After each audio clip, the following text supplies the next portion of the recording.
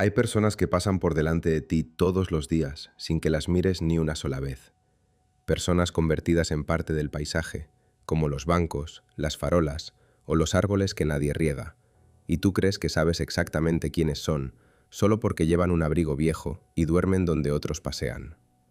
Pero escucha bien lo que voy a contarte, porque esta es la historia de dos jóvenes que tenían el mundo entero en las manos: dinero, apellidos, futuro asegurado, y que una mañana fría de noviembre decidieron reírse de una mujer dormida en un banco de Madrid, sin saber, sin sospechar siquiera, que aquella figura encogida bajo el frío era la persona más buscada del mundo empresarial de todo el país, la heredera desaparecida de una fortuna de miles de millones, y que aquel gesto cruel, grabado con un teléfono para conseguir unas cuantas risas, iba a convertirse en el principio del fin de todo lo que ellos creían tener. Presta atención, porque nada era lo que parecía. Si disfrutas estas historias, deja tu me gusta, suscríbete al canal y activa la campanita para no perderte las próximas. Aquella mañana el termómetro no llegaba a los 5 grados, y sin embargo, la mujer del banco dormía como si el frío no existiera para ella, hecha un ovillo sobre la madera húmeda de la plaza, con un abrigo gris que en algún momento debió de ser elegante y que ahora colgaba de sus hombros como un trapo demasiado grande. Álvaro la vio primero. Salía del café más caro del barrio de Salamanca, ese donde un desayuno cuesta lo que muchas familias gastan en comer una semana entera, con un vaso de cartón en la mano y una sonrisa perezosa en la cara. La sonrisa de quien nunca en su vida ha tenido que preocuparse por nada. Tenía 23 años, el pelo peinado con esa dejadez estudiada que solo se consigue con dinero, y una chaqueta que costaba más que el sueldo de un mes de la mayoría de la gente que en ese momento caminaba a su alrededor hacia sus trabajos. Bruna salió detrás de él, todavía riéndose de algo que habían comentado dentro, colocándose las gafas de sol aunque el cielo estaba encapotado y no había ni rastro del sol, porque para ella las gafas no servían para protegerse de la luz, sino para que los demás supieran, con solo un vistazo, cuánto costaban. Tenía 22 años y esa seguridad absoluta de quien ha crecido convencida de que el mundo es un lugar diseñado para complacerla. Sus padres eran dueños de una cadena de hoteles repartida por media costa española, y ella jamás había tenido que preguntarse de dónde salía el dinero, del mismo modo que nunca se preguntaba de dónde salía el aire que respiraba. Fue Bruna la que la señaló. «Mira eso», dijo, bajando un poco la voz pero no lo suficiente, y Álvaro siguió con la mirada la dirección de su dedo hasta encontrar a la mujer dormida. Durante un segundo, ninguno de los dos dijo nada. Y ese segundo podría haberlo cambiado todo. Ese segundo en el que aún era posible simplemente seguir caminando y dejar en paz a una desconocida que dormía. Pero el segundo pasó, y Bruna sonrió con esa crueldad ligera y despreocupada que ni siquiera se siente como crueldad para quien la ejerce, y dijo que menudo espectáculo, que cómo dejaban a la gente dormir así en pleno barrio de Salamanca, que aquello bajaba el nivel del vecindario. Álvaro se acercó unos pasos, curioso, como quien se acerca a mirar un animal extraño en un zoo. La mujer tendría unos 60 años, quizá algo más. Era difícil saberlo, porque el rostro dormido de una persona que ha vivido a la intemperie envejece de una manera distinta, más honesta y más dura. Tenía las manos cruzadas sobre el pecho, unas manos delgadas y sorprendentemente cuidadas para alguien en su situación, aunque ninguno de los dos reparó en aquel detalle, porque cuando decides que alguien no merece tu respeto, dejas automáticamente de fijarte en cualquier cosa que pueda contradecirte. Junto a ella, en el suelo, había una bolsa de tela y un pequeño cuaderno cerrado con una goma. «Sácale una foto», dijo Bruna, y ya se estaba riendo antes de terminar la frase. Álvaro sacó el teléfono, ese teléfono último modelo que cambiaba cada año, aunque el anterior funcionara perfectamente, y empezó a grabar. Se colocó de manera que se viera bien a la mujer dormida, con toda la miseria de la escena bien encuadrada, y empezó a hablarle a la cámara con voz de comentarista, como si estuviera narrando un documental de naturaleza. Dijo que hoy tenían un ejemplar muy especial durmiendo en pleno centro, que por favor no hicieran ruido para no despertarla, y Bruna se tapaba la boca conteniendo la risa detrás de él, asomándose al plano para hacer muecas. Lo que ninguno de los dos entendía, lo que su educación cara y su vida cómoda jamás les había enseñado, es que reírse de alguien que no puede defenderse no es un signo de fuerza, sino de una debilidad tan profunda que ni siquiera son capaces de reconocerla. Se sentían poderosos grabando a aquella mujer, se sentían graciosos, se sentían por encima, y en realidad estaban mostrándole al mundo, aunque el mundo aún no lo supiera, exactamente la clase de personas que eran por dentro. Una pareja de ancianos que pasaba por allí los miró con desaprobación, pero no dijeron nada, porque hay una clase de gente joven y adinerada ante la que la mayoría prefiere apartar la vista y seguir su camino. Álvaro siguió grabando, animándose cada vez más con el juego. Se preguntó en voz alta, para la cámara, cuánto tiempo llevaría aquella mujer sin ducharse. Hizo un comentario sobre el olor que él imaginaba, aunque no se había acercado lo suficiente para oler nada. Y Bruna aportó su parte diciendo que seguramente se había gastado en vino el dinero que le daban de limosna. Se reían, se retroalimentaban, cada uno intentando superar al otro en ingenio cruel, sin darse cuenta de que había un pequeño grupo de transeúntes que se había detenido, no para unirse a la broma, sino para observar con incomodidad creciente aquella escena de dos jóvenes bien vestidos ensañándose con una mujer dormida. Y entonces la mujer abrió los ojos. No se sobresaltó, no se incorporó de golpe, no mostró miedo ni vergüenza. Simplemente abrió los ojos despacio, como quien despierta de una siesta tranquila en su propia casa, y fijó la mirada directamente en Álvaro, que seguía con el teléfono en alto. Y esa mirada, aquella mirada serena y limpia, sin una gota de la sumisión o la súplica que ellos esperaban encontrar en los ojos de una mendiga, los dejó a los dos momentáneamente en silencio. Eran unos ojos oscuros, inteligentes, unos ojos que parecían saber cosas, unos ojos que no encajaban con el abrigo roto, ni con el banco húmedo, ni con nada de lo que ellos habían decidido que aquella mujer era. Bruna fue la primera en recuperarse, y soltó una risa nerviosa, y le dijo a la mujer que sonriera, que estaba saliendo en directo, que iba a ser famosa. La mujer no sonrió. Se incorporó lentamente, con una dignidad que resultaba casi molesta, se colocó bien el abrigo sobre los hombros con un gesto tranquilo, recogió su cuaderno del suelo y lo guardó con cuidado en la bolsa de tela. Y solo entonces habló, con una voz grave, clara, sorprendentemente firme, una voz educada que tampoco encajaba con el resto de la escena. Les dijo que se los veía muy contentos, a los dos, y que esperaba que disfrutaran mucho de aquel video, porque no siempre las cosas que grabamos con tanta alegría terminan diciendo de nosotros lo que nos gustaría. Álvaro bajó el teléfono un instante, desconcertado por el tono, porque aquello no era lo que se supone que dicen las personas de las que uno se ríe en la calle. Bruna insistió, con menos seguridad ahora, en que se relajara, que era solo una broma, y la mujer la miró, y en su rostro había algo parecido a la compasión, que era lo último que ellos habrían esperado recibir de ella, y les dijo una frase que en aquel momento sonó absurda, casi cómica, pero que ninguno de los dos, aunque entonces no lo sabían, iba a poder olvidar jamás.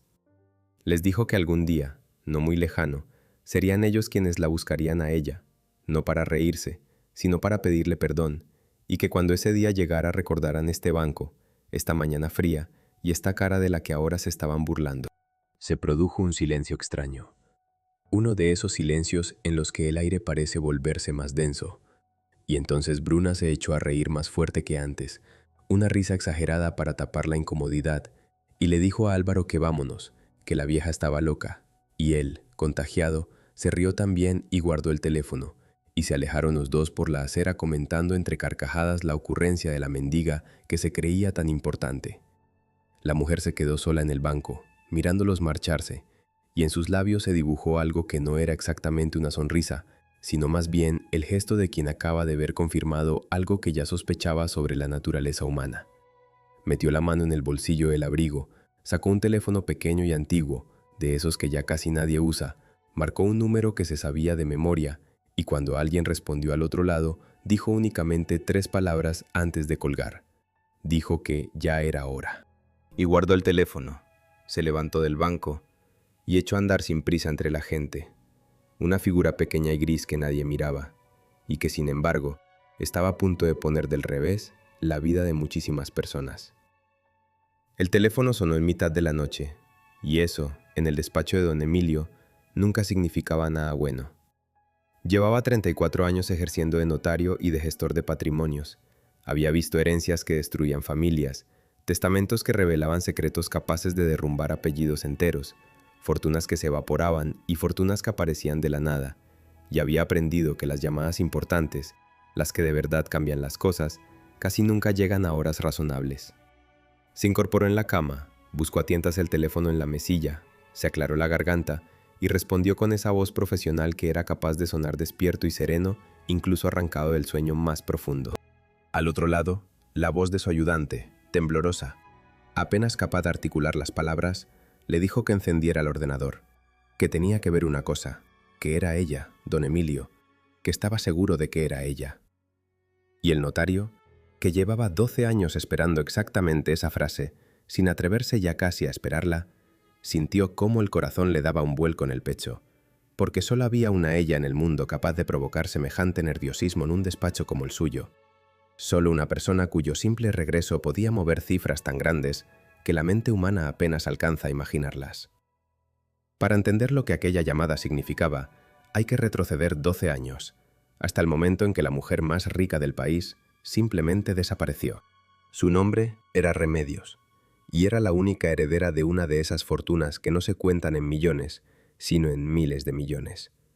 Un patrimonio construido a lo largo de 3 generaciones que abarcaba fábricas, participaciones en grandes empresas, una cadena entera de hoteles de lujo, terrenos, edificios en el centro de las ciudades más caras del país y una lista de inversiones tan larga que ni siquiera los abogados que la gestionaban eran capaces de recitarla de memoria.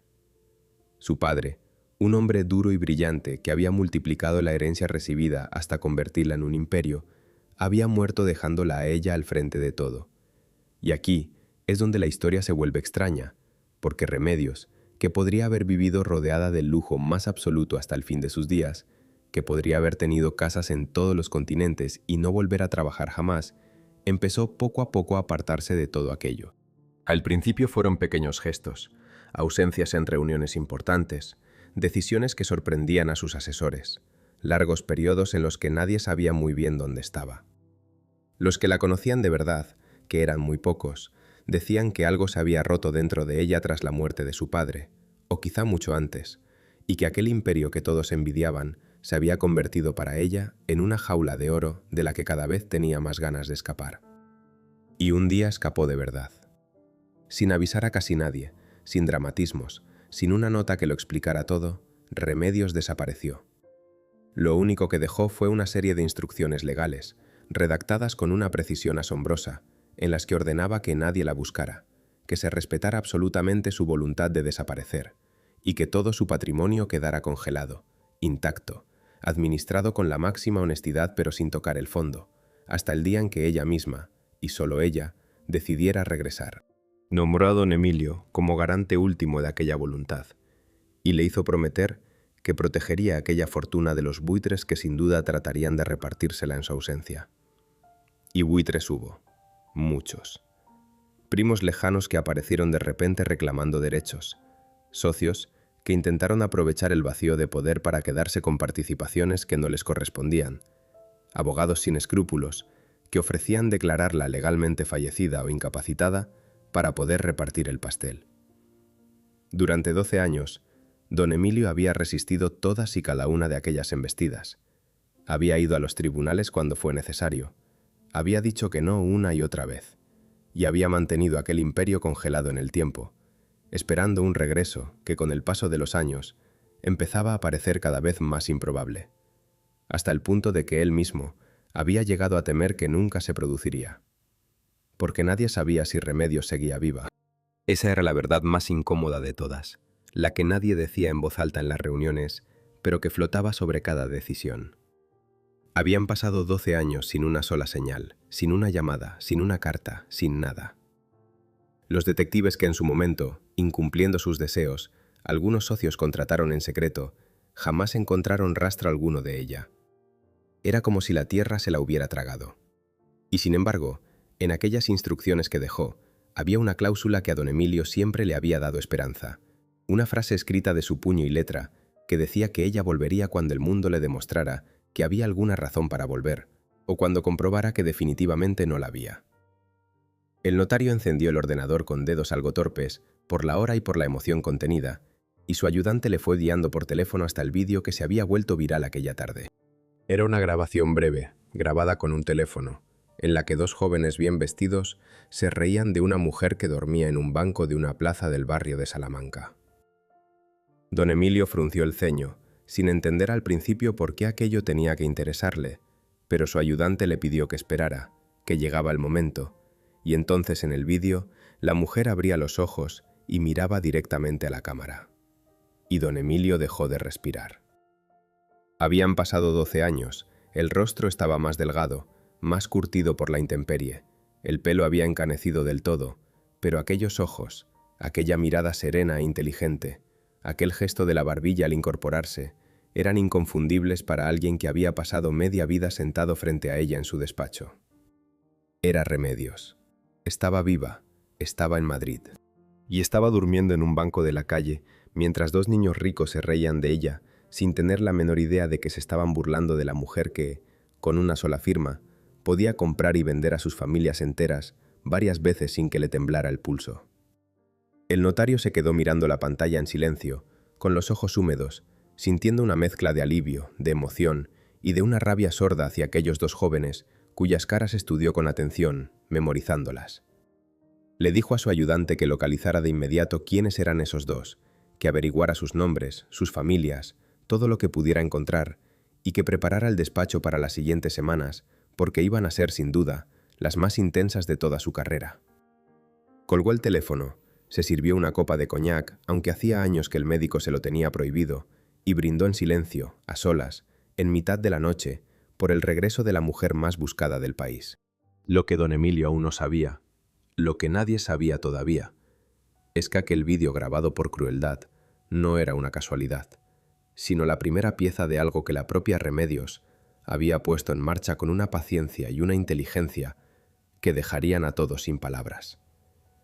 Ella no dormía en aquel banco por necesidad. Llevaba años observando, esperando, tejiendo en silencio los hilos de un plan que ni el más astuto de sus antiguos socios habría sido capaz de imaginar.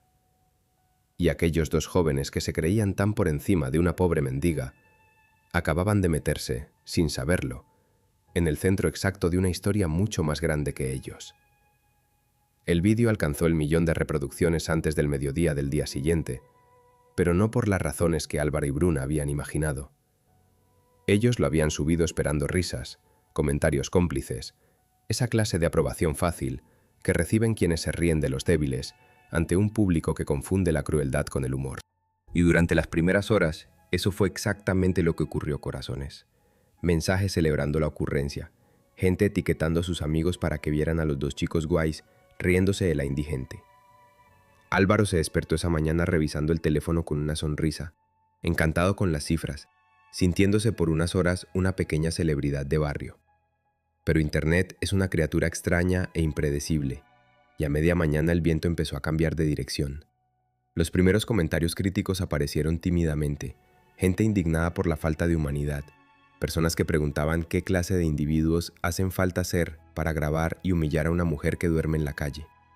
Álvaro los leyó al principio sin preocuparse, incluso respondiendo a alguno con soberbia, diciéndoles que si no sabían encajar una broma era su problema. Bruna, desde su casa, hacía lo mismo, bloqueando a quienes la criticaban y riéndose de los que ella llamaba ofendidos profesionales. Y entonces apareció el comentario que lo cambió todo. Fue una mujer, al parecer una antigua trabajadora del mundo empresarial ya jubilada, quien escribió debajo del video que aquella cara le resultaba tremendamente familiar, que estaba casi segura de haberla visto antes, y no en la calle, sino en las páginas de una revista económica de hacía muchos años. Al principio, nadie le hizo caso, su comentario se perdió entre los cientos que se acumulaban por minuto. Pero alguien lo leyó, alguien con curiosidad y tiempo libre, y ese alguien empezó a buscar, y lo que encontró hizo que la historia diera un giro que ni el guionista más imaginativo habría escrito. Encontró una vieja portada digitalizada de una prestigiosa revista de negocios de más de una década atrás, en la que aparecía una mujer elegante, de mirada firme e inteligente, retratada como una de las herederas más poderosas y discretas del país, junto a un titular que hablaba del imperio que estaba a punto de tomar las riendas. Y aquella mujer de la portada, más joven, mejor vestida, con el pelo aún oscuro, Tenía exactamente los mismos ojos, la misma forma del rostro, el mismo gesto de la barbilla que la mendiga del banco. La persona colocó las dos imágenes una al lado de la otra y las publicó, y aquello se propagó por la red a una velocidad imposible de frenar. De pronto, ya nadie hablaba del humor del video. La pregunta que corría de boca en boca, de pantalla en pantalla, era otra completamente distinta y mucho más inquietante. Todos querían saber si era posible, si de verdad podía ser que aquella mendiga, de la que dos niños ricos se habían reído, fuera en realidad la legendaria heredera desaparecida años atrás, aquella mujer cuya fortuna se contaba en miles de millones y cuyo paradero había sido durante más de una década uno de los grandes misterios del mundo de los negocios. Periodistas que habían cubierto en su día la desaparición empezaron a escribir. Foros enteros se llenaron de teorías. El vídeo pasó de ser una broma cruel a convertirse en la posible prueba del regreso de un fantasma. Y mientras la red ardía, Álvaro y Bruna seguían sin enterarse de la verdadera dimensión de lo que ocurría. Ellos veían crecer los números y lo interpretaban todo como éxito, como fama, sin leer con atención lo que la gente empezaba a decir. Bruna llamó a Álvaro entusiasmada para contarle que estaban por todas partes, que un montón de cuentas enormes estaban compartiendo su vídeo, y él le dijo que ya lo sabía, que eran los reyes de la ciudad. Se felicitaban mutuamente, ciegos, incapaces de percibir que la marea que crecía bajo sus pies no era de admiración, sino de algo mucho más peligroso. Esa mezcla de indignación pública y curiosidad morbosa que puede destruir una reputación en cuestión de horas. Fue el padre de Álvaro quien le abrió los ojos, y lo hizo de la peor manera posible. Entró en la habitación de su hijo sin llamar, con el teléfono en la mano y una expresión que Álvaro no le había visto jamás. Una mezcla de furia y de miedo blanco que no encajaba en absoluto con la imagen de hombre poderoso e intocable que su padre proyectaba siempre. Le puso el teléfono delante de la cara, con la comparación de las dos fotografías, y le preguntó con una voz peligrosamente baja si sabía quién era la mujer de la que se había reído. Álvaro balbuceó que una mendiga cualquiera, y su padre cerró los ojos un segundo, como quien reza para tener paciencia, antes de explicarle lo que ni él ni su amiga habían sido capaces de entender. Le contó, con frases cortas y cortantes, que aquella supuesta mendiga era, con toda probabilidad, la heredera de uno de los patrimonios más colosales del país, una mujer cuya familia y cuyas empresas estaban conectadas, de mil maneras invisibles, con negocios de los que dependía la propia fortuna familiar. Le explicó que sus proyectos inmobiliarios, esos que sostenían el nivel de vida al que su hijo estaba tan cómodamente acostumbrado, se financiaban en parte a través de entidades y sociedades vinculadas históricamente a aquel imperio, y que si esa mujer había vuelto y decidía tomárselo como algo personal, podía hundirlos a todos sin apenas esfuerzo, con la misma facilidad con la que se pisa una hormiga. Álvaro sintió, por primera vez en su vida cómoda y protegida, algo que jamás había experimentado de verdad, una punzada fría de miedo auténtico en la boca del estómago. Miró la pantalla, miró aquellos ojos que le habían mirado desde el banco y recordó de golpe, con una claridad dolorosa, las palabras que la mujer les había dicho antes de marcharse, aquello de que algún día serían ellos quienes la buscarían para pedirle perdón. En aquel momento le habían parecido el delirio de una loca. Ahora, de pronto, sonaban como una profecía, como si aquella mujer hubiera sabido desde el primer instante exactamente cómo iba a terminar todo. Al otro lado de la ciudad, en el despacho de don Emilio, el notario contemplaba también aquellas dos fotografías comparadas que ya circulaban por todas partes, y sonreía apenas, con una mezcla de gravedad y de admiración, porque él, que la conocía bien, empezaba a entender algo que a los demás se les escapaba por completo. Aquel video no había expuesto a Remedios por accidente. Ella se había dejado grabar. Ella había mirado a la cámara. Ella había pronunciado aquellas palabras sabiendo perfectamente que quedarían registradas. Todo, absolutamente todo, formaba parte de un movimiento calculado, la primera jugada de una partida que la mujer más rica del país llevaba 12 años preparando en silencio, y en la que aquellos dos jóvenes crueles no eran más que unas piezas que ni siquiera sabían que estaban sobre el tablero. Cuando los periodistas y los curiosos por fin localizaron la plaza del barrio de Salamanca y acudieron en tropel al famoso banco, esperando encontrar allí a la mujer del vídeo, se toparon únicamente con una madera vacía y fría, sin rastro alguno de ella. Remedios se había marchado. Había desaparecido de nuevo, como 12 años atrás, con la misma facilidad silenciosa de quien sabe volverse invisible en un mundo que solo mira lo que quiere mirar. Lo único que dejó tras de sí, lo único que quedó de su paso por aquel banco, fue un pequeño papel doblado en 4, olvidado o quizá dejado a propósito bajo una de las tablas, y que fue a parar a las manos de un músico callejero que solía tocar el acordeón en aquella misma plaza. El músico, un hombre mayor de manos ásperas y mirada amable, que llevaba años viendo pasar la vida desde su rincón habitual, había hablado alguna vez con la mujer del banco. No mucho, apenas unas frases sueltas al caer la tarde, pero lo suficiente para haberse dado cuenta de que aquella señora no era una mendiga cualquiera. Hablaba demasiado bien, sabía demasiadas cosas, y a veces, cuando él tocaba una pieza antigua, ella cerraba los ojos y movía los labios como si conociera la letra de memoria, con una expresión que no era de tristeza, sino de una nostalgia serena y profunda. Cuando encontró el papel doblado, lo guardó sin leerlo, con el respeto instintivo de quien sabe que algunas cosas no son asunto suyo. Para comprender por qué la mujer más rica del país había elegido dormir en un banco, hay que entender lo que le ocurrió en los años previos a su desaparición, y hay que abandonar la idea fácil y perezosa de que quien acaba en la calle lo hace siempre por desgracia, por enfermedad o por locura. Porque el caso de Remedios era distinto. Ella no cayó a la calle. Ella descendió a ella, voluntariamente, con los ojos abiertos, después de haber comprendido una verdad que la fue vaciando por dentro hasta dejarla incapaz de seguir viviendo como había vivido. La verdad de que a lo largo de toda su vida jamás, ni una sola vez, había sabido con certeza si alguien la quería a ella o quería su dinero. Había crecido rodeada de gente que sonreía, que la halagaba, que le decía lo maravillosa que era, y desde muy joven había aprendido a desconfiar de todas aquellas sonrisas, porque intuía que iban dirigidas no a ella, sino a la fortuna que representaba.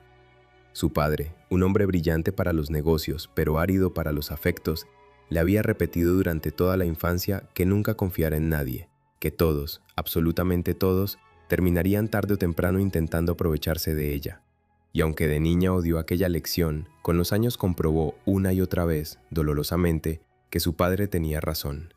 Amistades que resultaban interesadas, pretendientes que resultaban cazafortunas, personas de su entorno más íntimo que la traicionaban en cuanto olían la posibilidad de sacar tajada.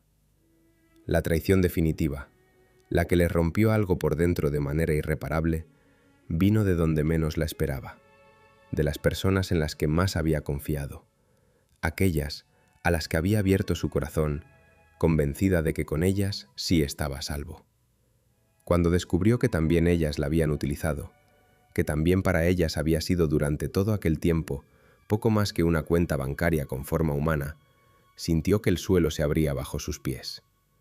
No fue un episodio dramático de gritos y portazos, fue algo más silencioso y más devastador.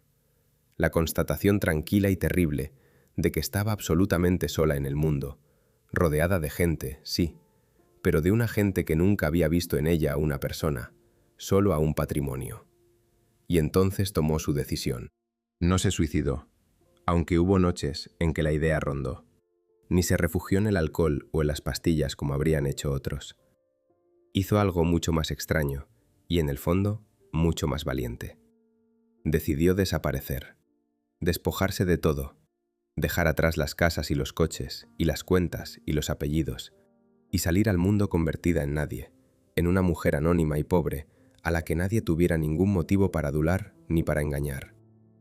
Quería comprobar, por fin, cómo la trataba el mundo cuando no tenía nada que ofrecer. Quería ver la verdad de la gente, sin el velo del dinero de por medio. Quería, después de toda una vida rodeada de mentiras cómodas, tocar por una vez la verdad, aunque fuera una verdad dura y áspera.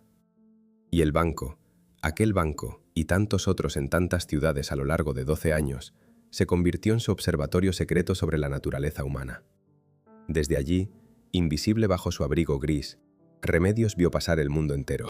Vio la crueldad de quienes se reían de ella, sí, como aquellos dos jóvenes, pero también vio otras cosas que nadie esperaría. Vio a personas humildes que apenas tenían para sí mismas detenerse a ofrecerle un café caliente sin pedir nada a cambio. Vio a niños que le sonreían con una inocencia limpia antes de que sus padres los apartaran de un tirón. Vio la generosidad más pura en la gente que menos tenía, y la mezquindad más fría en la que más poseía, y aquella lección, aprendida desde la madera de un banco, valía para ella más que todos los millones que había dejado congelados en su ausencia. Con el paso de los años, Remedios se convirtió en una experta lectora de almas. Le bastaba una mirada, un gesto, la forma en que alguien se acercaba o se apartaba de ella para saber qué clase de persona tenía delante. Y en algún momento, en algún banco de alguna ciudad, durante alguna de aquellas largas noches en las que el frío no la dejaba dormir, empezó a tomar forma en su cabeza una idea. La idea de que quizás su inmensa fortuna, aquel imperio que tanto dolor le había causado, aquel dinero que había envenenado todas las relaciones de su vida, pudiera servir por fin para algo bueno, para algo verdadero. La idea de que ella, la mujer invisible del banco, era la única persona en el mundo capaz de decidir con justicia qué hacer con todo aquel poder. Pero para poder llevar a cabo esa idea, primero necesitaba regresar. Y regresar significaba volver a enfrentarse a los buitres, a los traidores, a todos aquellos que durante 12 años habían estado esperando su muerte para repartirse sus despojos. Necesitaba una forma de reaparecer que le permitiera controlar la situación desde el principio, que le mostrara de nuevo, sin lugar a dudas, quién merecía qué.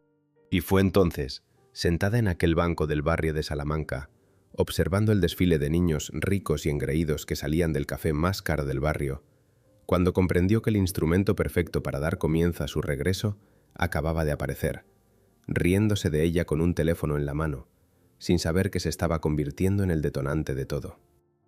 El papel que dejó bajo la tabla del banco, el que recogió el músico del acordeón, contenía apenas unas líneas escritas con una letra elegante y firme.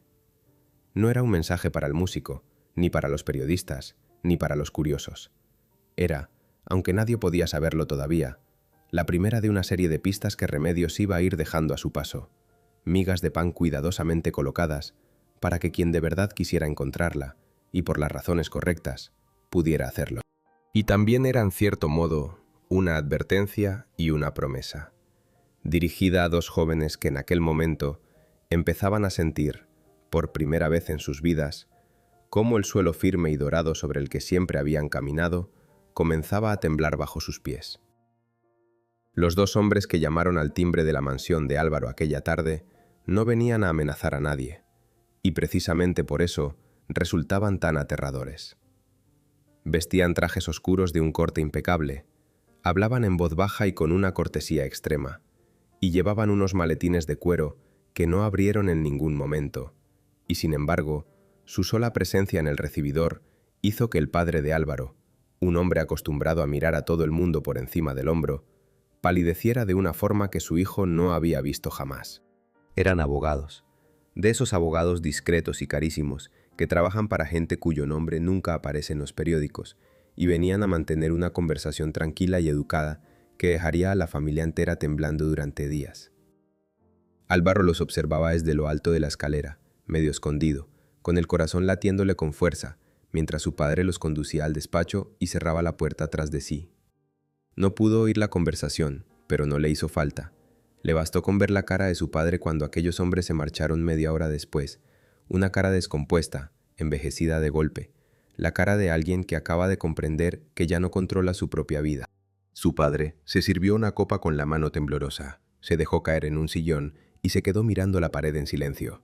Y cuando Álvaro se atrevió a bajar y preguntarle qué había pasado, el hombre lo miró como si lo viera por primera vez, con una mezcla de rabia y de desesperación, y le dijo únicamente que lo habían arruinado, que su estúpida broma quizá los había arruinado a todos. Le explicó entonces con la voz rota lo que aquellos abogados le habían comunicado con toda la amabilidad del mundo. Le habían hecho saber que ciertas líneas de crédito, ciertos acuerdos y ciertas facilidades financieras de las que dependían los grandes proyectos inmobiliarios de la familia, y que estaban vinculadas a entidades relacionadas con el imperio de aquella mujer, iban a ser revisadas con lupa a partir de ese momento. No había sido una amenaza directa, no habían pronunciado una sola palabra que pudiera considerarse una coacción. Simplemente habían dejado caer, con una sonrisa, que la propietaria de aquellos intereses había regresado, que estaba al tanto de todo, y que a partir de ahora prestaría una atención muy especial a los negocios de determinadas familias. Y con eso bastaba. Con eso, el imperio dorado de la familia de Álvaro empezaba a resquebrajarse. En la otra punta de la ciudad, En una mansión igual de lujosa, Bruna vivía su propia versión del mismo terror. Su madre, una mujer elegante y fría que gobernaba tanto la cadena hotelera familiar como a su propia hija con mano de hierro, la esperaba en el salón con el teléfono en la mano y una expresión que Bruna aprendió a temer desde niña. No hubo gritos. Su madre nunca gritaba. Lo suyo era mucho peor, una furia glacial que salía en frases lentas y cortantes como cuchillas. Le preguntó si tenía la más remota idea de lo que había hecho, si comprendía a quién había humillado delante del país entero, si era consciente de que su estupidez podía costarle a la familia negocios que habían tardado décadas en construirse. Bruna, que en toda su vida jamás había pedido perdón por nada, que estaba acostumbrada a que cualquier problema se resolviera con una llamada de su madre o un cheque de su padre, intentó defenderse con los argumentos de siempre. Dijo que había sido solo una broma, que ella no tenía la culpa de que la vieja resultara ser quien era, que todo el mundo se reía de gente en Internet. Y su madre la miró con un desprecio tan profundo que Bruna se quedó callada a media frase. Le dijo que el problema no era la broma, que el problema era lo que la broma revelaba sobre ella, sobre la clase de persona vacía y cruel en la que la habían convertido tantos años de tenerlo todo sin merecer nada, y que ahora esa mujer, con solo mover un dedo, podía enseñarles a todos lo que se siente al perderlo. Por primera vez en su vida, aquellos dos jóvenes acostumbrados a que el mundo se plegara a sus caprichos, estaban sintiendo el miedo en estado puro, ese miedo antiguo y físico que sus fortunas siempre les habían ahorrado. Descubrieron, de golpe, que el dinero que creían infinito era en realidad frágil, que dependía de otros más poderosos, que podía evaporarse. Descubrieron que no eran los reyes del mundo que habían creído ser, sino apenas unos privilegiados que jamás habían sido puestos a prueba, y que la primera vez que la vida les enseñaba los dientes de verdad, no tenían ni idea de cómo enfrentarse a ello. Y descubrieron, sobre todo, que la persona a la que habían decidido tratar como si no fuera nadie, como si su vida no valiera ni el respeto de dejarla dormir en paz, resultaba tener en sus manos un poder que ellos ni siquiera eran capaces de imaginar. Aquella noche, Álvaro no pudo dormir. Se quedó sentado en el borde de su cama, mirando por la ventana las luces de la ciudad que siempre había considerado suya, y por primera vez en mucho tiempo, quizá por primera vez en su vida, se puso a pensar de verdad, sin distracciones, sin ruido, en lo que había hecho. Volvió a ver mentalmente el vídeo, no ya como una gracia, sino con una vergüenza creciente que le subía por la garganta. Volvió a ver a aquella mujer dormida, indefensa, y asimismo riéndose de ella con un teléfono en la mano, y sintió por primera vez algo parecido a la náusea de mirarse por dentro y no gustarse nada de lo que veía. Y volvió a oír, una y otra vez, la voz serena de la mujer, diciéndole que algún día la buscaría para pedirle perdón. Bruna, en cambio, esa misma noche tomaba un camino muy distinto. El miedo, en ella, no despertó la conciencia sino el instinto de supervivencia más frío. Empezó a hacer llamadas, a pensar en cómo enterrar el video, en cómo pagar a quien hiciera falta para limpiar su nombre, en cómo convertir aquello en un problema que se solucionara, como todos sus problemas, con dinero e influencias. No se le pasó por la cabeza ni una sola vez la idea de que quizá lo que había hecho estaba mal en sí mismo, con independencia de las consecuencias. Para ella, el error no había sido humillar a una persona indefensa, sino haber elegido a la persona equivocada para humillar. Y esa diferencia, esa grieta que se abría entre los dos amigos, entre el que empezaba a arrepentirse de verdad y la que solo quería salvarse, iba a marcar todo lo que estaba por venir.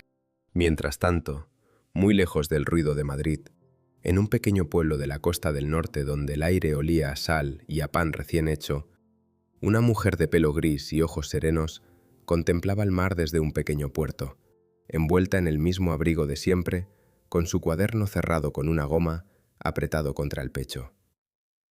Nadie en aquel pueblo sabía quién era, nadie la miraba dos veces, y ella, por primera vez en mucho tiempo, sonreía de verdad, porque sabía que la partida acababa de empezar, que las piezas se movían exactamente donde ella quería, y que muy pronto llegaría el momento de averiguar si en aquellos dos jóvenes, o al menos en uno de ellos, quedaba todavía algo digno de ser salvado. En la pequeña panadería del pueblo, la que estaba al final de la calle empedrada que bajaba hacia el puerto, Había desde hacía unas semanas una mujer nueva que trabajaba de madrugada, antes de que saliera el sol, a cambio de un plato de comida caliente y un cuarto minúsculo encima del horno. Nadie sabía de dónde había salido. Un día simplemente apareció por la puerta de la trastienda, cuando la dueña, una mujer bondadosa y trabajadora, que llevaba media vida amasando pan con las manos agrietadas, luchaba sola contra un pedido que la superaba y le ofreció ayuda sin pedir nada a cambio. La panadera, desconfiada al principio, la dejó quedarse una mañana a prueba y descubrió que aquella desconocida silenciosa trabajaba con una entrega y un cuidado que hacía años que no veía en nadie. Nadie en el pueblo sabía que aquella mujer de manos delgadas que enharinaba la mesa antes del amanecer era la heredera de una de las fortunas más grandes del país. La conocían simplemente como Reme, así, en corto, como se conoce a la gente en los pueblos pequeños, donde todo el mundo se llama por su nombre y donde el pasado de cada uno importa menos que si es buena persona o mala persona en el presente. Y Reme era buena persona, de eso se dieron cuenta todos enseguida. Escuchaba a los ancianos que entraban a comprar su barra de pan como si tuvieran todo el tiempo del mundo. Guardaba los bollos del día anterior para dárselos discretamente a una familia del pueblo que atravesaba dificultades y sonreía con una serenidad que resultaba contagiosa. Para Remedios, aquellas semanas en el pueblo fueron algo parecido a lo que otras personas llamarían felicidad, aunque ella hacía tanto que no la sentía que casi no reconocía su nombre. Por primera vez en muchísimo tiempo estaba entre gente que la trataba bien, sin saber quién era, sin esperar nada de ella, sin más motivo que el simple hecho de que ella también los trataba bien a ellos. Aquello, que para cualquier persona corriente es lo más natural del mundo, para ella era un lujo que ni todo su dinero le había podido comprar jamás en su vida anterior. Amasaba el pan en el silencio de la madrugada, oyendo el rumor lejano del mar, y sentía que por fin, después de 12 años de camino, había encontrado un lugar donde ser simplemente una mujer más. Pero sabía que aquella paz era prestada, que tenía fecha de caducidad, porque los hilos que había empezado a mover en Madrid seguían tejiéndose, y tarde o temprano tendría que regresar a aquel mundo del que había huido para cerrar las cuentas que había dejado abiertas. Por las noches, en su cuarto minúsculo encima del horno, sacaba el cuaderno que siempre llevaba consigo, ese que había mantenido a salvo durante todos aquellos años de intemperie, y escribía en él, a la luz de una vela, sus planes, sus reflexiones, los nombres de las personas con las que se había cruzado y lo que cada una le había enseñado sobre el ser humano. Aquel cuaderno era, en cierto modo, el verdadero testamento de su vida, mucho más valioso que cualquier documento legal guardado en la caja fuerte de don Emilio. Mientras Remedios encontraba una calma frágil en la costa del norte, en Madrid Álvaro se hundía cada día más en algo que no sabía nombrar y que le impedía comer, dormir y mirarse al espejo. No era el miedo a perder el dinero, aunque ese miedo seguía ahí. Era otra cosa, más honda y más incómoda, una sensación de vergüenza que no se le iba con nada, que le acompañaba a todas horas, como una sombra pegada a los talones. Cada vez que cerraba los ojos, volvía a ver a aquella mujer dormida en el banco, y cada vez que abría el teléfono y veía su propio vídeo, todavía circulando por todas partes, sentía un asco de sí mismo tan grande que llegó a borrar la aplicación entera del móvil para no tener que verlo más. Y un día, casi sin darse cuenta de cómo había llegado a esa decisión, Álvaro comprendió que necesitaba encontrar a aquella mujer. No para salvar los negocios de su padre, no para arreglar el escándalo, no para pedirle que retirara ninguna amenaza.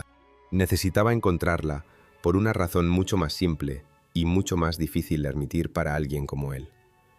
Necesitaba mirarla a los ojos y decirle que lo sentía, que se había equivocado, que se avergonzaba de lo que había hecho, y necesitaba hacerlo, aunque ella lo mandara al infierno, aunque no le sirviera de nada, aunque nadie llegara a enterarse jamás. Por primera vez en su vida, quería hacer algo bueno no por el aplauso ni por el beneficio, sino simplemente porque era lo correcto. Empezó a buscarla, y descubrió enseguida que buscar a alguien que ha pasado 12 años aprendiendo a desaparecer no es tarea sencilla. Volvió a la plaza del barrio de Salamanca, se sentó en el mismo banco donde ella había dormido, y por primera vez se fijó en las personas que dormían en la calle, en las que pedían en las esquinas, en todas aquellas figuras invisibles ante las que había pasado toda su vida sin verlas. Habló con ellas, con torpeza al principio, sin saber muy bien cómo dirigirse a personas que hasta entonces para él ni siquiera habían existido. Y poco a poco fue aprendiendo a mirarlas de otra manera, a verlas como lo que eran, seres humanos con historias, con nombres, con dignidad. Fue así como dio con el músico del acordeón, aquel hombre mayor de manos ásperas que seguía tocando en la plaza como si nada hubiera cambiado. Álvaro se sentó a su lado, le compró un café y le preguntó por la mujer del banco. El músico lo miró largamente, con esos ojos que habían visto mucho, midiendo qué clase de intención traía aquel joven bien vestido que unas semanas atrás quizá ni siquiera se habría dignado a mirarlo. Y debió de ver algo distinto en él, algo sincero, porque después de un largo silencio le habló de la mujer. Le contó las pocas cosas que sabía, y finalmente, tras dudarlo mucho, sacó del bolsillo interior de su chaqueta raída el papel doblado en 4 que había recogido de debajo de la tabla del banco. Le dijo que no lo había leído, que no le pareció correcto leerlo, pero que llevaba semanas guardándolo con la extraña sensación de que algún día vendría alguien a buscarlo, y que ahora, mirándolo a él, tenía la corazonada de que ese alguien era Álvaro. Le puso el papel en la mano y le dijo que hiciera con él lo que su conciencia le dictara.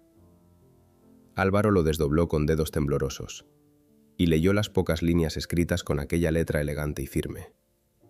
No era una dirección, ni un nombre, ni una explicación. Eran apenas unas palabras, una especie de acertijo, la mención de un lugar donde el mar se junta con el pan, escrito de una manera que solo tendría sentido para quien de verdad quisiera entenderlo, y una frase final que decía que quien buscara por las razones equivocadas jamás encontraría nada. Álvaro se quedó mirando aquel papel durante mucho rato, sintiendo que sostenía en las manos algo mucho más importante que cualquier documento que hubiera tocado en su vida. No entendía del todo el mensaje, pero intuía que era una invitación, o quizá una prueba, y que aquella mujer, allá donde estuviera, había dejado aquellas migas de pan a propósito, sabiendo que solo llegaría hasta ella quien la siguiera con el corazón limpio. Dobló el papel con cuidado, se lo guardó junto al pecho, le dio las gracias al músico con una emoción que no supo disimular, y se levantó del banco sintiendo por primera vez en mucho tiempo que tenía delante una razón para hacer algo que mereciera la pena. Empezaba a comprender que aquel viaje que estaba a punto de emprender no iba a llevarlo solo hacia una mujer, sino hacia una versión de sí mismo que aún no conocía. El mensaje le llegó a Bruna a las 3 de la madrugada, desde un número desconocido, y contenía una sola imagen, sin texto, sin explicación, sin nada más. Era una fotografía del banco de la plaza del barrio de Salamanca, aquel banco vacío donde todo había comenzado, tomada de noche, con la luz amarillenta de una farola cayendo sobre la madera. Bruna la miró medio dormida, sin entender al principio, y de pronto un escalofrío la recorrió entera, porque comprendió que alguien le estaba enviando aquello a propósito, que alguien sabía perfectamente lo que aquel banco significaba para ella, y que ese alguien había querido decirle, sin una sola palabra, que la estaba observando, que no había olvidado, que aquello no había terminado.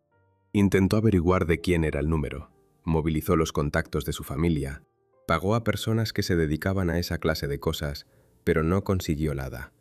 El rastro se perdía en la nada, como si el mensaje hubiera salido del aire.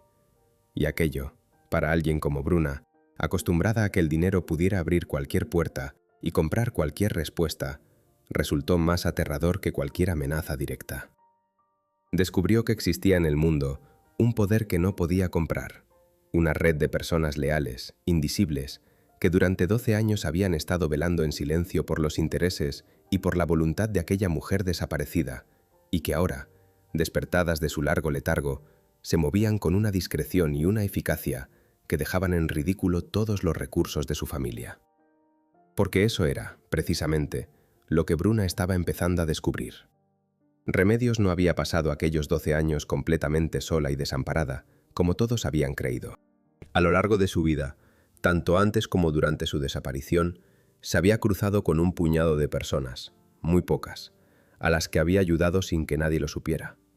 Personas que jamás la traicionaron y que le guardaron una lealtad absoluta, precisamente porque ella las había tratado como seres humanos, cuando nadie más lo hacía. un antiguo chofer al que sacó de la ruina, una enfermera que la cuidó una vez y a la que ella pagó los estudios de sus hijos, el propio don Emilio, que la respetaba por encima del dinero. Toda una red silenciosa de gente decente que ahora, ante la noticia de su regreso, se ponía en marcha para protegerla y para ayudarla a llevar a cabo lo que fuera que estuviera planeando. Mientras Bruna se hundía en la paranoia y en la desconfianza, gastando fortunas en intentar controlar algo que se le escapaba entre los dedos, Álvaro seguía un camino completamente distinto. Con el papel del músico guardado junto al pecho, había empezado a descifrar el acertijo, aquel lugar donde el mar se junta con el pan. Y tras muchas noches en vela, consultando mapas y pensando en las cosas que la mujer había dejado caer en su breve encuentro, había llegado a la conclusión de que debía buscar en algún pueblo pesquero del norte, en la costa, un lugar pequeño y humilde, donde el olor del mar se mezclara con el de las panaderías de madrugada. Era poco, era casi nada, pero era una dirección, y por primera vez en su vida, Álvaro estaba dispuesto a perseguir algo con todas sus fuerzas. Los dos amigos, que durante años habían sido inseparables, unidos por el aburrimiento compartido de quienes lo tienen todo, empezaron a distanciarse de una manera que ninguno de los dos había previsto. Bruna llamó a Álvaro para proponerle una estrategia conjunta, para unir a sus dos familias en un frente común, para contratar a los mejores abogados, para enterrar el escándalo con todo el dinero que hiciera falta, y se encontró con un Álvaro que ya no reconocía. Un Álvaro que le habló de arrepentimiento, de vergüenza, de la necesidad de pedir perdón de verdad, y que le dijo que estaba pensando en ir a buscar a la mujer para disculparse en persona. Bruna se rió de él, le dijo que se había vuelto loco, que aquella mujer los había humillado y que él quería ahora ir a arrastrarse a sus pies, y le colgó el teléfono con desprecio. Aquella conversación marcó el punto de ruptura entre ellos, la grieta definitiva que separaba dos maneras opuestas de responder a la misma prueba. Bruna representaba el camino de la negación, del orgullo, del intento desesperado de seguir siendo quien siempre había sido a cualquier precio, de aplastar el problema en lugar de aprender de él. Álvaro representaba el camino mucho más difícil, mucho más doloroso, del reconocimiento del propio error, de la humildad, de la voluntad de cambiar aunque cambiar signifique reconocer que uno ha sido una persona despreciable durante mucho tiempo. Y aquella bifurcación, aquella elección que cada uno de ellos hizo casi sin darse cuenta de que la estaba haciendo, iba a determinar de manera radical el destino de ambos. Bruna, encerrada en su mansión, rodeada de todos los lujos imaginables, empezó a sentirse por primera vez profundamente sola. El escándalo la había convertido, ante buena parte de la opinión pública, en el rostro de la crueldad de los privilegiados, y muchas de las personas que antes la rodeaban, esas amistades brillantes y superficiales de su misma clase, empezaron a apartarse de ella con discreción, temerosas de que la mancha de su reputación se les pegara. Descubrió, del modo más amargo, que las relaciones que ella había construido eran tan vacías y tan interesadas como ella misma, y que en el momento en que dejó de ser útil y de estar de moda, aquellas personas la abandonaron sin el menor remordimiento. Estaba probando, sin saberlo, exactamente la misma medicina de la soledad que años atrás había empujado a Remedios a huir del mundo. Y una noche, mirando aquella fotografía del banco vacío que seguía guardando en el teléfono, Bruna sintió por un instante, apenas un segundo, algo parecido a la comprensión, un destello fugaz en el que estuvo a punto de entender lo que de verdad estaba en juego, no su dinero ni su reputación, sino la clase de persona que era y en la que podía todavía elegir convertirse. Pero el destello pasó enseguida, ahogado por el orgullo y por el miedo, y en lugar de seguir aquella intuición, Bruna la apartó de un manotazo. Se dijo a sí misma que ella no había hecho nada malo, que el mundo entero era injusto con ella, y se refugió una vez más en la rabia y en el victimismo. Aquella noche eligió, aunque no lo supiera, y su elección iba a costarle mucho más caro de lo que jamás habría imaginado. Álvaro reconoció la panadería en cuanto la vio, al final de una calle empedrada que bajaba hacia un puerto pequeño, donde los barcos de pesca se mecían suavemente en el agua gris del amanecer.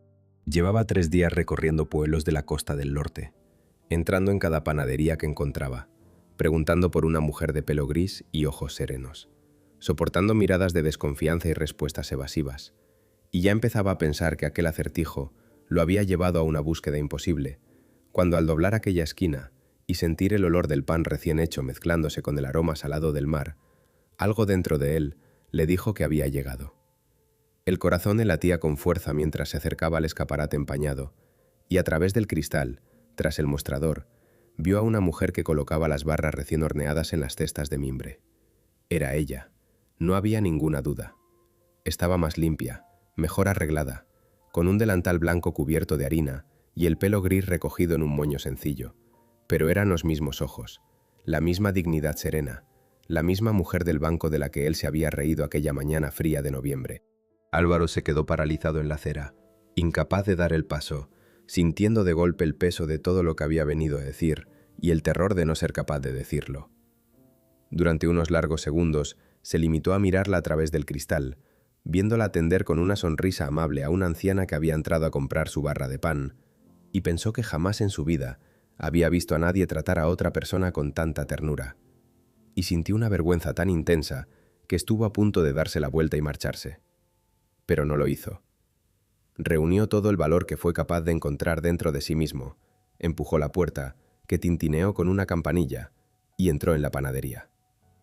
La mujer levantó la vista del mostrador, lo miró, y en su rostro no se produjo ni el más mínimo cambio, ni sorpresa, ni miedo, ni reconocimiento.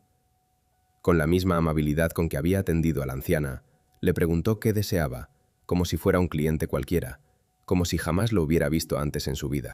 Y Álvaro comprendió que ella lo había reconocido perfectamente, por supuesto que lo había reconocido, y que aquella indiferencia fingida era en sí misma una prueba, una manera de obligarlo a ser él quien diera el primer paso, quien se descubriera, quien se mostrara tal como era sin la protección de que ella le facilitara las cosas.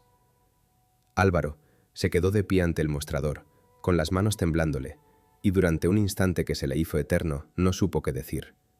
Podría haberse marchado, podría haber comprado una barra de pan y haber salido de allí sin más, dejando las cosas como estaban. Pero en lugar de eso, con la voz quebrada, empezó a hablar.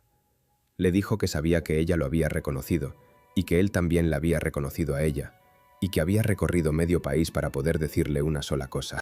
Y entonces, sin excusas, sin justificaciones, sin escudarse en que había sido una broma, o en que era joven, o en cualquiera de las 1000 disculpas fáciles que un cobarde habría utilizado, le dijo la verdad desnuda, que se había comportado como una persona despreciable, cruel y vacía, que se avergonzaba profundamente de lo que le había hecho, y que no había venido a pedirle nada, ni a arreglar los negocios de su familia, ni a que retirara ninguna amenaza, sino únicamente a decirle que lo sentía.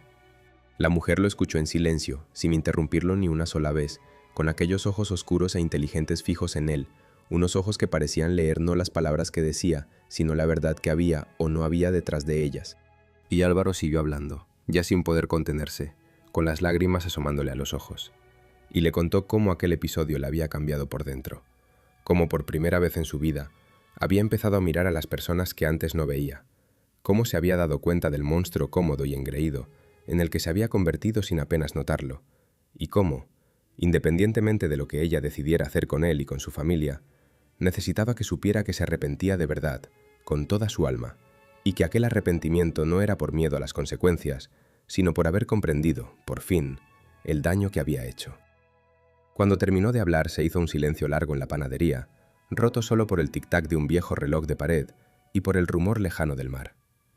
La mujer siguió mirándolo un rato más, sin decir nada, y Álvaro esperó su respuesta como quien espera una sentencia, convencido de que se merecía cualquier cosa que ella tuviera que decirle, por dura que fuera.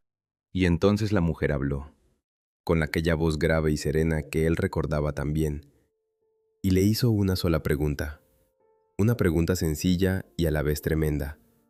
Le preguntó ¿por qué? Si de verdad se arrepentía, había tardado tanto en darse cuenta de que las personas que dormían en los bancos eran seres humanos. ¿Por qué había hecho falta descubrir que ella era rica para empezar a considerarla digna de respeto? Aquella pregunta cayó sobre Álvaro como una losa, porque tocaba exactamente el punto más doloroso y más verdadero de todo el asunto, la herida que él mismo había estado tratando de mirar durante aquellas semanas. Bajó la cabeza y en lugar de defenderse, en lugar de buscar una respuesta ingeniosa, admitió con humildad que ella tenía toda la razón, que esa era precisamente su vergüenza más grande, que se había reído de ella creyéndola una pobre desgraciada, y que si hubiera sabido quién era, jamás se habría atrevido. Y que comprender eso, comprender que su respeto había dependido del dinero y no de la humanidad, era lo que más le pesaba en la conciencia. Y que aunque no podía cambiar el pasado, se había jurado a sí mismo no volver a ser jamás la persona que había sido aquella mañana en el banco. La mujer lo estudió durante un último instante, y algo en su expresión se suavizó apenas, un mínimo gesto casi imperceptible, la sombra de una decisión que se tomaba en su interior. No le dijo que lo perdonaba, no le dijo que no. Le dijo, simplemente, que las palabras eran fáciles, que cualquiera podía arrepentirse con la boca, y que ella había aprendido a lo largo de una vida entera a no creer en las palabras, sino en los hechos. Y le dijo que si de verdad había cambiado, si de verdad era otra persona, tendría muchas ocasiones de demostrarlo, no ante ella, sino ante toda esa gente invisible ante la que había pasado siempre sin mirar. Le entregó una barra de pan caliente, se negó a cobrársela y le dijo que volviera a casa, que pensara bien en la clase de hombre que quería ser y que muy pronto, antes de lo que imaginaba, iba a tener la oportunidad de demostrar si sus palabras valían algo o eran solo aire. La sala de juntas del edificio más alto del centro financiero de la ciudad llevaba 12 años esperando aquel momento sin saberlo. Y cuando las puertas se abrieron y entró una mujer de pelo gris, vestida con sencillez, más de uno de los presentes tardó unos segundos en comprender que la leyenda, el fantasma del que llevaban una década hablando en susurros, acababa de regresar en carne y hueso. Se hizo un silencio absoluto alrededor de la enorme mesa ovalada. Estaban allí los principales directivos, los abogados, los administradores que durante todos aquellos años habían gestionado el imperio congelado, y también algunos de los buitres, aquellos socios y parientes que habían pasado 12 años esperando su muerte para repartirse los despojos, y que ahora la miraban con una mezcla de incredulidad y de pánico mal disimulado. Remedios entró en la sala con la misma serenidad con que amasaba el pan al amanecer, sin prisa, sin dramatismo, y ocupó la cabecera de la mesa, el sitio que había sido de su padre y que ella había abandonado 12 años atrás. Don Emilio, el viejo notario, entró tras ella y tomó asiento a su lado, y su presencia, la presencia del hombre que durante toda una década había protegido aquel patrimonio de todos los intentos de saqueo, dejaba claro a todos los presentes que aquella reaparición no era ninguna casualidad ni ningún capricho, sino un regreso perfectamente preparado, respaldado por la ley y por la voluntad inquebrantable de la única persona que tenía derecho a decidir sobre aquella fortuna colosal. La mujer tomó la palabra y habló con una calma que resultaba más impresionante que cualquier grito. Les dijo que sabía perfectamente lo que muchos de ellos habían hecho durante su ausencia, que conocía cada maniobra, cada intento de declararla muerta o incapaz, cada zarpazo dirigido contra el patrimonio que ella había dejado a su cuidado, porque durante todos aquellos años en que la creyeron desaparecida y desvalida, ella había estado más atenta y mejor informada de lo que ninguno de ellos habría podido imaginar. Los buitres palidecieron alrededor de la mesa, comprendiendo que la mujer a la que habían dado por perdida no solo había regresado, sino que volvía sabiéndolo todo, y con el poder absoluto de decidir el destino de cada uno de ellos. Pero entonces, Remedios reveló algo que dejó a todos los presentes sin habla, algo que ninguno de aquellos hombres acostumbrados a pensar solo en términos de dinero y poder había sido capaz de anticipar. Les dijo que no había regresado para vengarse, aunque tuviera todo el derecho del mundo a hacerlo, ni para seguir amasando una fortuna que a ella nunca le había traído más que soledad y desconfianza. Había regresado, les dijo, para desmontar aquella jaula de oro y convertirla en otra cosa. Anunció su decisión de destinar la práctica totalidad de aquel patrimonio de miles de millones a la creación de una gran fundación dedicada a las personas invisibles, a los que duermen en los bancos, a los que la sociedad ha decidido no mirar, a toda esa gente ante la que el mundo pasa de largo, como ella misma había comprobado durante 12 años en la calle. Explicó, ante el asombro de todos, que había pasado más de una década viviendo entre los más pobres, no por desgracia, sino por elección, para aprender una verdad que desde su despacho jamás habría podido conocer, y que aquella experiencia le había enseñado quiénes eran de verdad los seres humanos, mucho mejor que cualquier informe o cualquier balance. Dijo que había visto la generosidad más pura en quienes menos tenían, y la mayor mezquindad en quienes más poseían, y que había decidido que su dinero, aquel dinero que había envenenado toda su vida, serviría por fin para tender la mano a los que nadie ayuda, con un programa que no se limitaría a dar limosnas, sino que ofrecería a esas personas la posibilidad real de reconstruir sus vidas con dignidad. Y fue en aquella sala, ante aquel consejo atónito, donde apareció el segundo elemento que nadie esperaba, porque Remedios había hecho llamar a 2 personas más, 2 jóvenes a los que hizo pasar cuando terminó de exponer su decisión. Eran Álvaro y Bruna. Los 2 jóvenes que se habían reído de ella en el banco entraron en la sala de juntas más intimidante que habían pisado jamás, bajo la mirada de decenas de directivos poderosos, sin entender qué hacían allí ni qué iba a ser de ellos, y se colocaron de pie ante la mujer a la que habían humillado, que ahora los contemplaba desde la cabecera de la mesa con la serena autoridad de quien tiene sus destinos en las manos.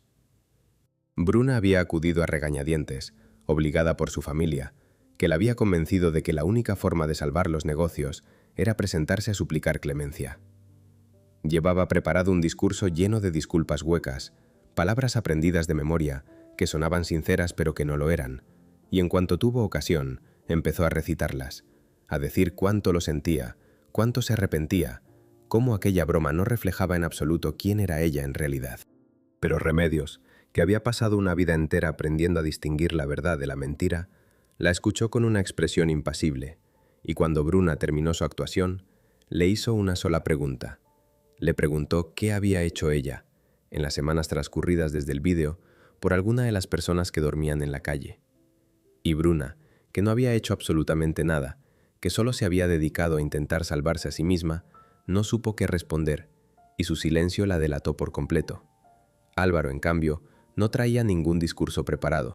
Cuando le llegó el turno, simplemente repitió, con la misma humildad temblorosa con que lo había hecho en la panadería, que se avergonzaba de lo que había sido, que no venía a pedir nada, y que en aquellas semanas había empezado a hacer algo pequeño y torpe pero real. Había empezado a acercarse a las personas que dormían en la calle, a hablar con ellas, a verlas como seres humanos, y que fuera cual fuera la decisión que ella tomara respecto a su familia, él pensaba seguir por ese camino, porque había comprendido que era el único que le permitía mirarse al espejo. Y Remedios, mirándolo, supo que aquel joven decía la verdad, y comprendió que su plan, aquel largo plan tejido durante 12 años en los bancos de media España, empezaba por fin a dar el fruto más difícil de todos, el de una conciencia que despierta. Un año después, en aquel mismo banco de la plaza del barrio de Salamanca donde todo había comenzado una fría mañana de noviembre, un joven se sentaba cada tarde a repartir comida caliente y a hablar, de tú a tú, sin prisa, con las personas que dormían en la calle. Y ese joven era Álvaro. Aunque cualquiera que lo hubiera conocido un año atrás, habría tenido dificultades para reconocerlo. No en su aspecto, que apenas había cambiado, sino en su mirada, en su forma de tratar a la gente, en aquella manera nueva de estar en el mundo que había ido construyendo lentamente, día a día, desde aquella conversación en la panadería del norte que le había partido la vida en 2. Porque las cosas, al final, terminaron de una manera que ninguno de los protagonistas de esta historia habría podido imaginar aquella mañana en que 2 jóvenes ricos decidieron reírse de una mujer dormida. Remedios cumplió su palabra y creó la gran fundación que había anunciado, y destinó a ella la práctica totalidad de su inmensa fortuna, convirtiendo aquel dinero que tanto dolor le había causado en una herramienta para devolver la dignidad a miles de personas invisibles a lo largo y ancho del país. Los buitres que durante 12 años habían esperado repartirse su herencia se quedaron con las manos vacías, y algunos de ellos, aquellos cuyas maniobras habían cruzado la línea de la ley, tuvieron que responder por lo que habían hecho ante los tribunales. A Álvaro, Remedios no le regaló nada, y esa fue quizá la mayor lección de todas. No le dio dinero, no salvó los negocios de su familia con una firma generosa, no le ofreció ningún atajo. Lo que hizo fue mucho más valioso y mucho más exigente. Le ofreció una oportunidad, la oportunidad de trabajar en la fundación desde el escalón más bajo, de ganarse un lugar con esfuerzo real, de demostrar con hechos y no con palabras que de verdad se había convertido en otra persona. Y Álvaro aceptó, y durante aquel año trabajó como jamás había trabajado en su vida cómoda y regalada. Aprendió lo que significa ganarse el respeto en lugar de heredarlo, y descubrió, para su propia sorpresa, que era mucho más feliz sirviendo a los demás de lo que lo había sido nunca cuando el mundo entero parecía existir solo para servirle a él. La familia de Álvaro perdió buena parte de su fortuna, es cierto, porque los negocios que dependían de aquellas líneas de crédito congeladas no resistieron el vuelco, y su padre tuvo que aprender, ya mayor, a vivir de una manera mucho más modesta de la que había conocido jamás. Pero, curiosamente, aquella caída, que en el momento pareció una catástrofe, terminó acercando a padre e hijo de una forma que la abundancia nunca había permitido. Y Álvaro descubrió que prefería a aquel padre humilde y presente que al hombre poderoso y ausente que había sido antes. A veces hace falta perderlo todo para encontrar lo único que de verdad importa. Bruna, en cambio, eligió el otro camino hasta el final y pagó por ello el precio más alto. Nunca llegó a comprender de verdad lo que había hecho. Nunca dejó de considerarse una víctima. Nunca fue capaz de dar el paso que Álvaro había dado, el de mirarse por dentro con honestidad y aceptar la propia culpa. Su familia, arrastrada por el escándalo y por decisiones cada vez más desesperadas, fue perdiendo poco a poco el imperio hotelero que había tardado generaciones en construirse, y Bruna se encontró, al cabo de los meses, despojada de casi todo aquello que había creído inseparable de su persona: el dinero, el prestigio, las amistades brillantes, y sin haber ganado a cambio nada de lo que de verdad importa, ninguna sabiduría, ninguna paz, ninguna persona que la quisiera por lo que era. Terminó siendo, en cierto modo, una versión amarga de lo que Remedios había sido antes de su transformación, sola, en medio de la abundancia menguante, sin comprender por qué el mundo se había vuelto contra ella, incapaz de ver que la única que había podido salvarla era ella misma y que había desperdiciado todas sus oportunidades. En cuanto a Remedios, aquella mujer que había dormido en los bancos de media España para aprender la verdad sobre los seres humanos, encontró por fin algo parecido a la paz. No regresó a la vida de lujo que había abandonado. No volvió a vivir en mansiones ni a rodearse de sirvientes. Se quedó a vivir en una casa sencilla. Dividió su tiempo entre la dirección de la fundación y las largas temporadas que pasaba en aquel pueblo del norte, donde había amasado pan al amanecer y donde la seguían llamando simplemente Reme, sin sospechar la mayoría de ellos que aquella señora amable de pelo gris había sido la mujer más rica del país. Había descubierto que la felicidad no estaba en tener, sino en dar, y que el respeto de la gente que la quería de verdad, aquella gente humilde que la había acogido cuando no era nadie, valía infinitamente más que todos los halagos interesados que había recibido a lo largo de su vida anterior. Y a veces, en las tardes de otoño, Remedios se acercaba a aquella plaza del barrio de Salamanca, se sentaba en el banco donde todo había empezado, y veía a Álvaro repartir comida y hablar con las personas de la calle, y en su rostro se dibujaba una sonrisa serena, la sonrisa de quien ha visto confirmada, contra todo pronóstico, su esperanza en que las personas, algunas al menos, son capaces de cambiar. Un día, sentados juntos en aquel banco mientras caía la tarde, Álvaro le recordó las palabras que ella les había dicho aquella mañana, aquello de que algún día serían ellos quienes la buscarían para pedirle perdón, y le preguntó cómo había podido saberlo. Y Remedios lo miró con aquellos ojos oscuros e inteligentes que lo habían visto todo, y le respondió que ella no lo había sabido, que solo lo había esperado, porque había aprendido que dentro de casi todas las personas, hasta de las que hacen cosas crueles, queda casi siempre una semilla de algo mejor, y que el trabajo más importante que puede hacer un ser humano en esta vida es ayudar a que esa semilla, en los demás y en uno mismo, encuentre por fin la manera de crecer. Y así, aquella historia que había empezado con la crueldad de dos jóvenes riéndose de una mujer dormida en un banco, terminaba con una lección que ninguno de ellos olvidaría jamás. La lección de que nunca, bajo ninguna circunstancia, se puede juzgar a una persona por su apariencia, porque bajo el abrigo más viejo puede esconderse la mayor de las riquezas, y no me refiero al dinero, sino a algo mucho más valioso y mucho más escaso, la dignidad de quien ha sabido, después de haberlo tenido todo y de haberlo perdido todo, encontrar por fin lo único que de verdad merece la pena tener, que es un corazón capaz de mirar a los demás y verlos, de verdad, por primera vez.